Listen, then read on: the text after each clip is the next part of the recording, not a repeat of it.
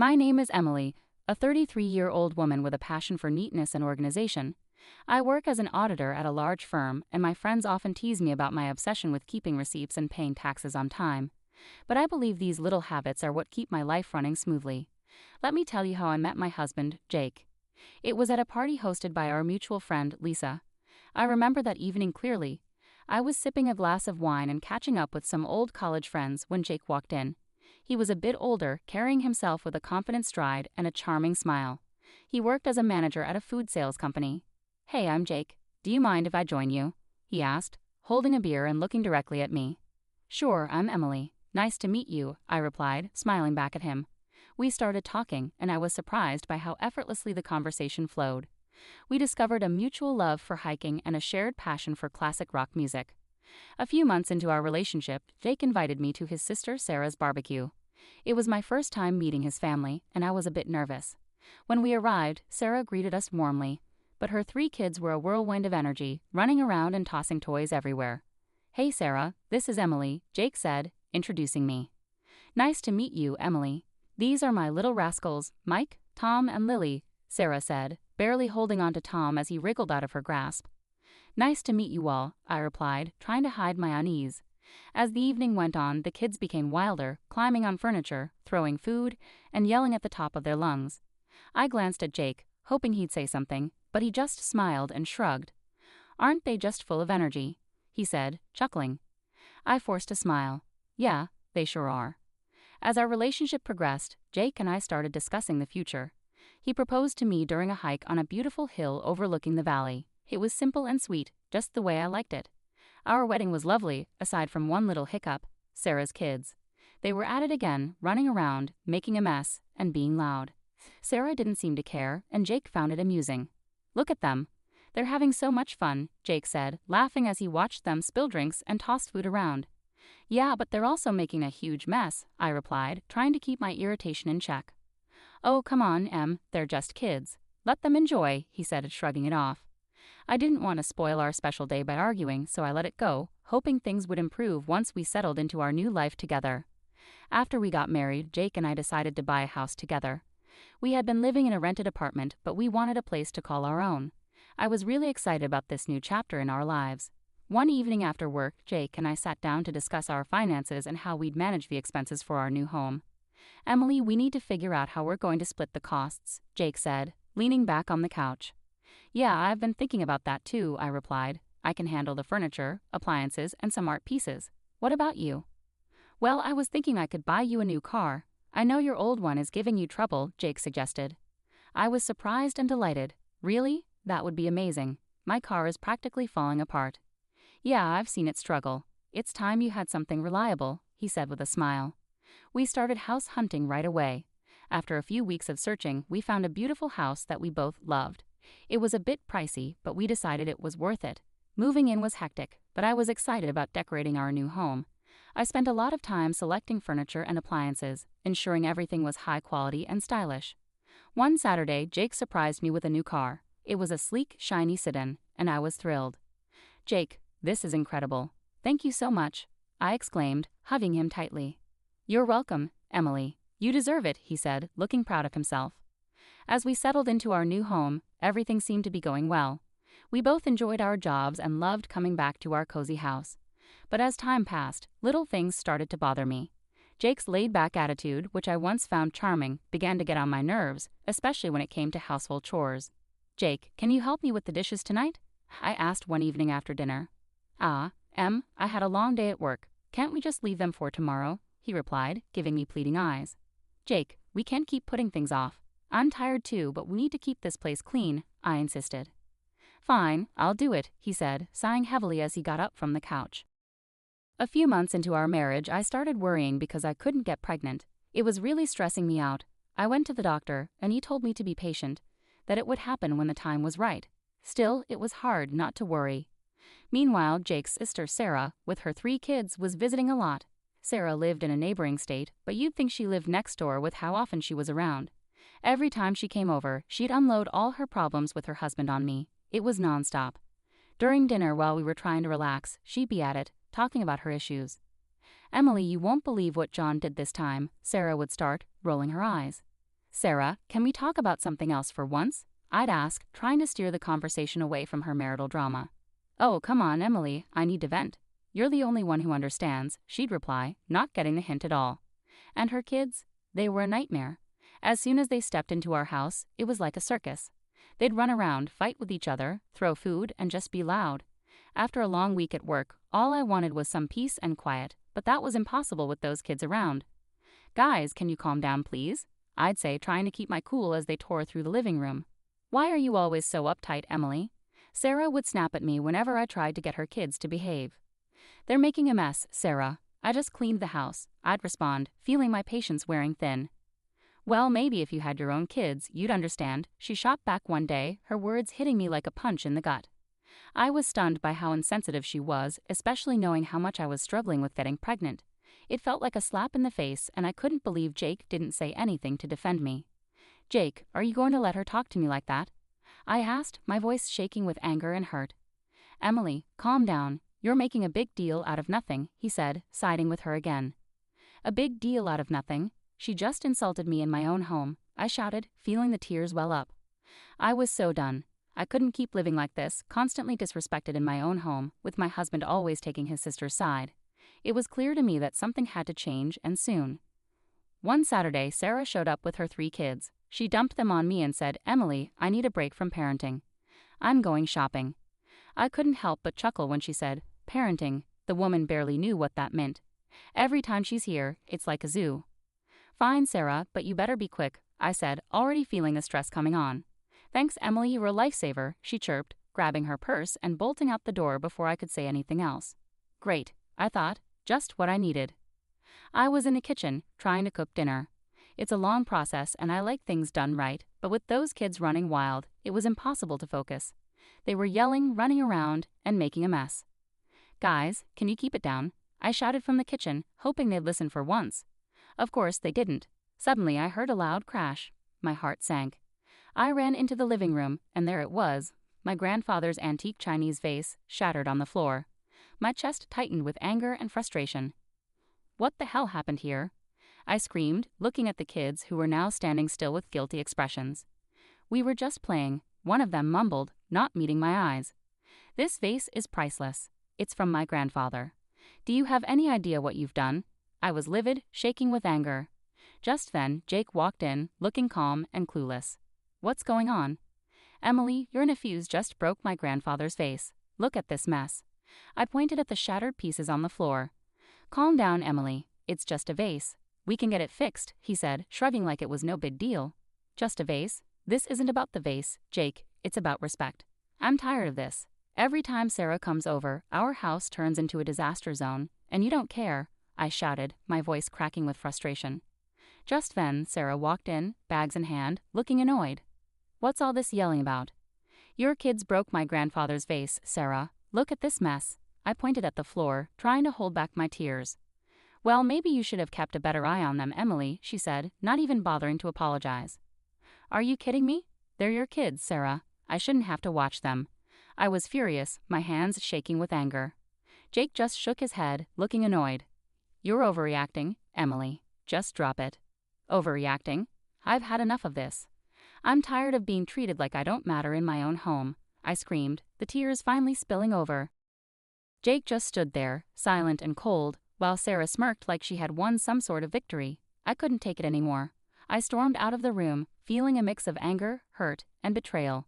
We'd been dealing with Sarah and her kids' chaotic visits for months, but I had no idea what was coming next. One morning, Jake was sitting at the kitchen table, munching on his toast when he casually dropped a bombshell on me. Emily, I need to tell you something. Sarah's getting divorced, and she's moving in with us with the kids for a few months. He said like he was just telling me the weather. I almost dropped my coffee. What?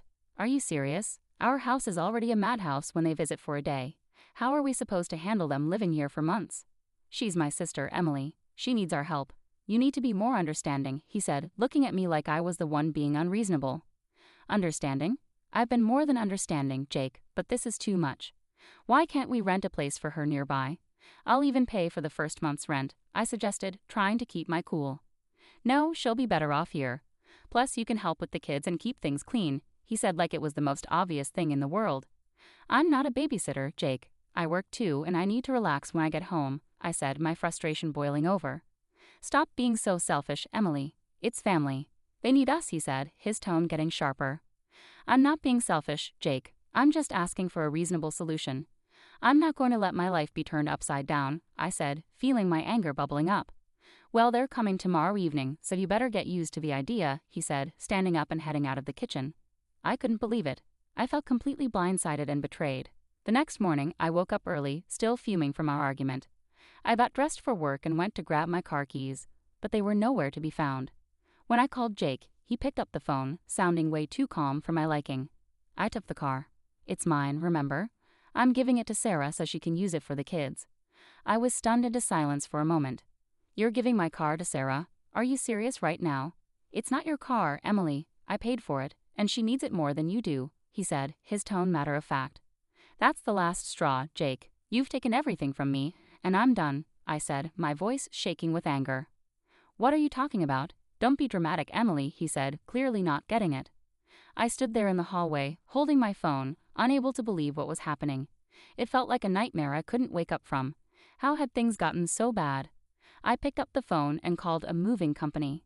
Hi, I need a team to move some furniture and appliances today. It's urgent. The movers arrived a couple of hours later. I showed them around the house, pointing out the items to be moved. Take everything. The beds, sofas, chandeliers, even the faucets in the bathroom.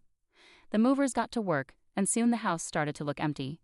I felt a strange sense of relief watching them carry out each piece of furniture. As the last item was loaded onto the truck, I directed them to my mom's house. Everything goes there. Thanks for the quick work, guys, I said, handing them a tip. With the house now bare, I grabbed my essentials and headed to my mom's place. A few hours later, my phone started buzzing. It was Jake calling repeatedly. I ignored the calls, feeling a mixture of anxiety and empowerment. That evening, there was a loud knock on my mom's door. I opened it to find Jake standing there, looking furious. What the hell, Emily? What did you do? He shouted as he stormed into the living room. I took my stuff, Jake. You took the car, so I took what I bought, I said, keeping my voice calm. This is insane. You stripped the house bare. Where are Sarah and the kids supposed to sleep? He yelled, his face red with anger. That's your problem, Jake. You made this mess, now you deal with it, I replied, crossing my arms. You're a thief, Emily. You stole everything. He shouted, waving his arms around. I didn't steal anything. Here are the receipts, I said, pulling out a folder and showing him the proof of purchase for all the furniture and appliances. He looked through the receipts, his anger shifting to frustration. Fine, Emily, if this is how you want to play it. I'll file for divorce, Jake said.